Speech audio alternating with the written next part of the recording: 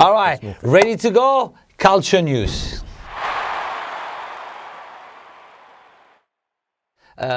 We had a couple of bad news in the last 2 weeks that we probably better share.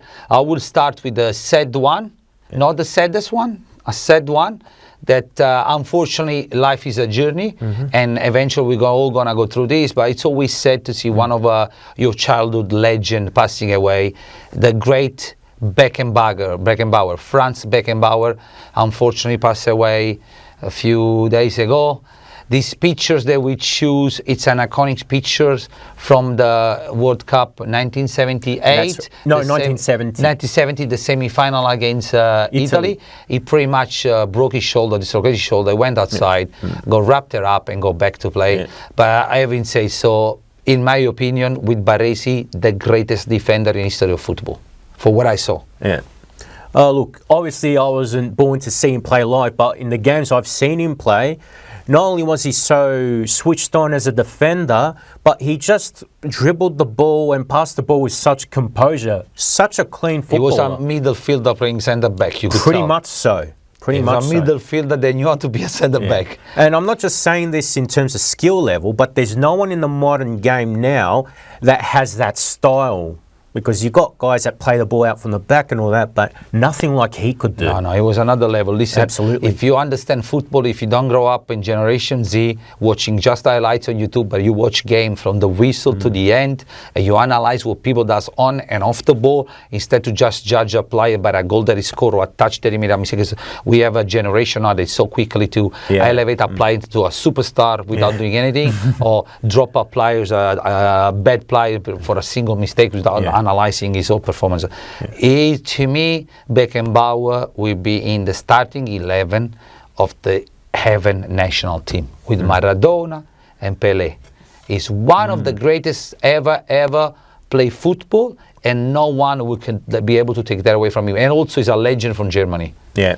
No, Germany's never had anyone greater, and he was part of probably the greatest generation ever with that 72 Euro win and winning the World Cup at home in 74, beating Cruyff's Netherlands. No, it's another monster, Cruyff. So unfortunately, we live in an era where all these legends are getting old. So we're probably going to witness more and more and more of this legend starting a trip for the Stairway to Heaven. Stairway to Heaven. Thank you to help me because I didn't know what to say. I was getting stuck. Also, we had another sad news this week. Probably this is a little bit more sad that Beckenbauer passed away. Because Beckenbauer passed away, it's a life journey. You're expecting somebody to start, live, and finish. But Zoran Eriksson, which probably is linked to you even more. Sampdoria. What a coincidence. I wonder who picked this photo for these things. Unfortunately, we're smiling here because, this gentleman here is another legend of football. What a great coach. I don't remember him playing, so I can't comment. But unfortunately, he came out last week on an interview with a shocking news. He got cancer, and apparently the doctor told him you may have a maximum 1 year to live. Yeah, it's terminal. Wow. Wow. Yeah. How are you going to live with a news like that? Yeah. You tell me I'm sick and I'm going to die, it's one thing. But give him an expiring date. Yeah. He's tricking you ahead. Yeah. And that's in the good, in the best scenario. Yeah. What scenario can even last a month or two? True. Very sad. Listen, it's, I want to say something that's probably, you hardly hear me talking about serious stuff. We've been, 2024? Yeah, 2024. We spend billion of dollars for stupid things. All right? We spend billion of dollars to create armor for war. We spend billion of dollars to accommodate a minority for the stupid ideology. And one thing we haven't done, try to cure cancer. I can't believe in 2024, these things has been going around now for 40 years, 50 years, and hasn't been found the cure yet. No. That's sad. Very sad. And each one of us has been touched by this illness. These monsters, all of us had at least one member in our family hit by. So all our prize go to Eriksson. It's never too late until it's over. Yeah. And never give up. No. Never know tomorrow morning something new might come up and He might survive. So, Eriksson, all up prayer with you. Now, enough of sad news. There's a very good news for me that I'm Maradonalology. I'm part of the Maradona church. So anything that talks about Maradona for me is a great news. Finally, after 30 plus years of fight with taxation office of Maradona, being abused, being stolen, every time he landed in Italy, was taking away his watches, his belongings. He was not allowed to come back to Napoli. He was not allowed to do anything on Italian TV. They took his cachet when he was participating to show because they called him like a tax fraud, tax cheat and everything. Finally, even if he's dead, it's good they clean up his name. Finally, he won the final court case. Maradona, it's not Maradona is not guilty to be tax fraud. There's nothing to do with him. He was clean. There was the club that did not pay some tax. He was already in Argentina. So finally, he's clean. Another team take it away from his shirt because he was not a tax fraud person. So I'm so glad of this. I'm so sorry, guys. I'm so glad of this. Yes. Yeah. So another good thing for Maradona, because that was the thing with Maradona. You know, he did so many great things, but as soon as something bad happened about him, the news that the journalists, they would just go down on him so quickly. And that's something we see in modern news. More so now. Oh, somebody does something. Somebody gets suspected of something.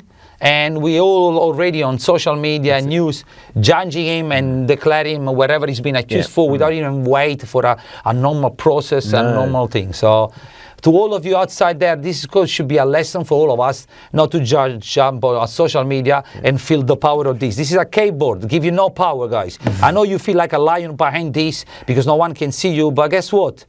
Your opinion is not the law. Stop being angry. When you go online, read the news, move away. You don't need.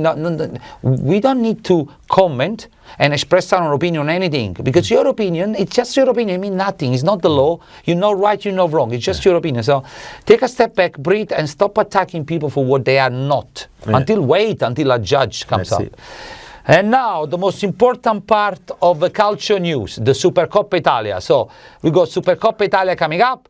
Now, this year, Supercoppa format is different. Instead to be the winner of Serie A and winner of Coppa Italia facing against each other, it's going to be the winner of Serie A facing the loser of the Coppa Italia final versus the winner of Coppa Italia facing the second place of Serie A, which is Napoli-Fiorentina and Lazio-Inter. These games will take place in Riyadh.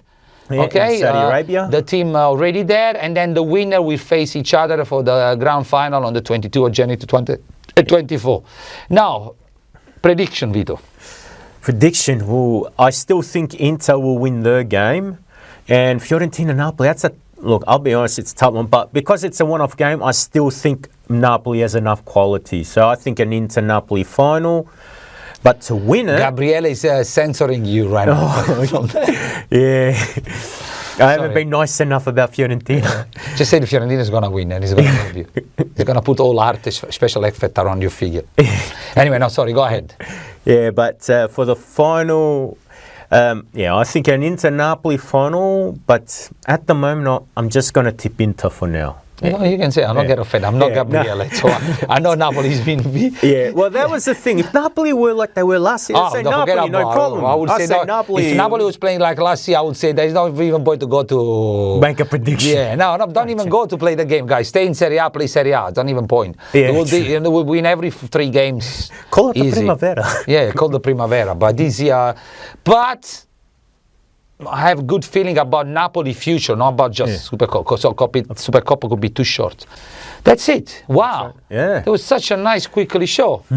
Vito, thank you very much. That's right, Armando. We forgot to tell the viewers what happened to Alessandro today. So he couldn't make it. So Alessandro left to the last part of the show. So you have to watch the whole show to see us saying hello to you. You don't want to do it at the start. You force you to watch the show. Looking forward to see you guys again. Don't forget to subscribe, like, and share. If you watch all the way here, you're probably watching the shorts on YouTube as well. Yes. So thank you very much again. And until next week, ciao. Ciao.